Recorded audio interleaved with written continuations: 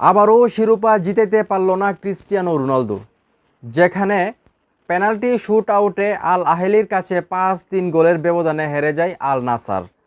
যার কারণে আল নাসার যেরকম স্বপ্নভঙ্গ হয় ট্রফি জিতার, ক্রিস্টিয়ানো রোনালদোরও কিন্তু স্বপ্নভঙ্গ হয়, ওনারা কিন্তু ট্রফি জিততে পারে না। প্রথমে 90 মিনিট খেলার পর কিন্তু 2-2 গোলের সমতা ছিল আল নাসার এবং আল আহিলির খেলার মধ্যে। পরে যখন ট্রাইবেকারে যায়, মানে প্লান্টি শুট আউটে যায়, তখন কিন্তু তারা গোল নেয় এবং সেখানেই কিন্তু 5-3 গোলের ব্যবধানে কিন্তু জিতে যায় আল আহিলির ক্লাব। যার কারণে ক্রিস্টিয়ানো রোনালদোর পাশাপাশি আল নাসারের যে স্বপ্ন ছিল যে তারা ট্রফি জিতবে, সেই স্বপ্নটা কিন্তু ভঙ্গ হয়ে যায়।